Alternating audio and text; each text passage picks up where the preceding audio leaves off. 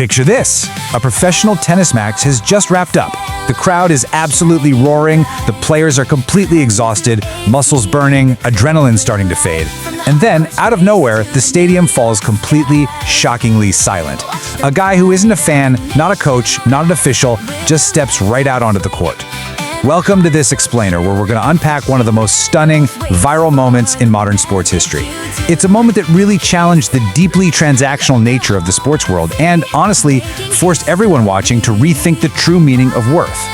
So right there, under the scorching desert sun, the unthinkable happens. Security is scrambling, totally confused, as Sheikh Khalid al-Rashid, an oil billionaire reportedly worth over $50 billion, just takes the umpire's microphone. And get this, he isn't there to offer some massive corporate sponsorship or flashy commercial deal. He looks directly at the young, sweat-drenched champion, Alexandra Eala, and makes an unbelievable offer. $10 million just for the scuffed, sweat-soaked racket she's currently holding in her hand. I mean, it literally sounds like a scene ripped straight out of a movie, but it was incredibly real, and it left the entire tennis world completely stunned. Now, you might be wondering, why on earth would he make an offer like that? Well, the Sheikh's motivation was actually incredibly personal. Look, here is a man with fleets of supercars, private islands, the whole shebang. He can buy almost anything. But his daughter, Aisha, had been facing some really serious health struggles. And during her recovery, she didn't just admire Alexandra Eala's tennis game, she deeply connected with her relentless spirit. Eala's never-give-up attitude kind of became Aisha's personal source of strength. So for her birthday, Aisha just wanted a piece of that magic. And her dad, he was willing to pay a historic fortune to get it for her. To really grasp the weight of what happens next, we gotta look at Eala's journey. Born in the Philippines, she literally carried the massive hopes of a nation hungry for a global tennis star. She left home at a super young age to train at the Rafa Nadal Academy in Spain, sacrificing time with family, battling injuries, and fighting through severe funding challenges in a sport that's usually dominated by wealthier countries. So believe me, she knows the value of every single dollar. Her family worked incredibly hard to support her rise up the WTA rankings. She isn't just a player, she's someone who deeply understands sacrifice. Okay, let's dive into Section 1, the 5-second decision, a moment of truth. So, the microphone crackles. The offer is out there, and for 5 agonizing seconds, time essentially stops in the stadium. Alexandra Eala freezes. No one breathes. She's standing there gripping a piece of graphite and string that costs, maybe a few $100 at a sporting goods store? All while knowing it could instantly secure her family's future for generations. Behavioral experts actually view this exact type of high-pressure situation as cognitive override. It's like this intense psychological tug-of-war. On one side, you have pure rational calculation, just the cold, hard math of what that money can do. And on the other side, emotional impulse. It is a massive clash between life-changing wealth and deep human instinct. On the left side here, we have the billionaire's logic, rational calculation.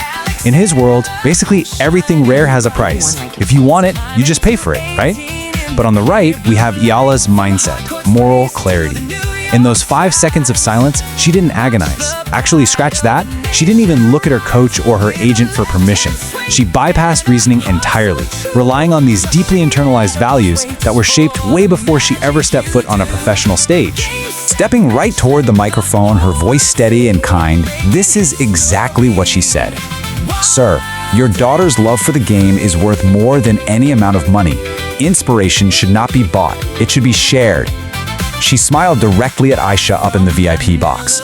And with those few words on live television, Eala utterly redefined the whole concept of value. Think about it, if she had sold it, it would have just been a really expensive souvenir, a simple transaction.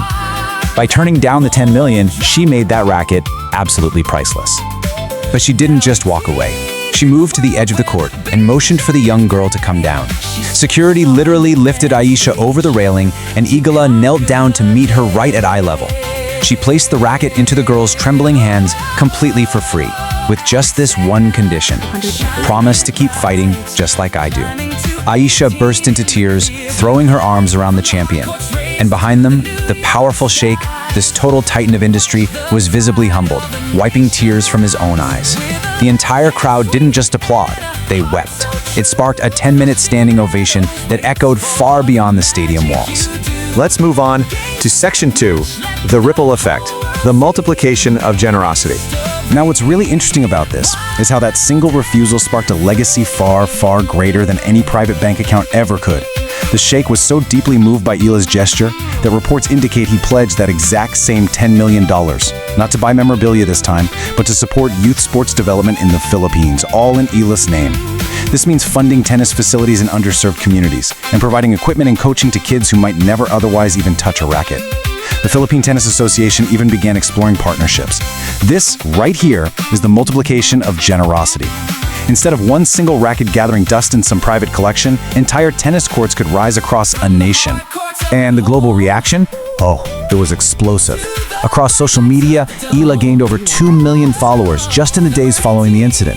Hashtags like the Eala effect and priceless were trending worldwide. The Women's Tennis Association released a statement commending her compassion. Grand Slam champions publicly praised her, and rumors of humanitarian honors even began circulating. Even the manufacturer of the racket model got involved. But instead of launching some flashy, commercialized ad campaign to cash in, they honored the spirit of the moment by donating rackets to youth tennis programs in the Philippines.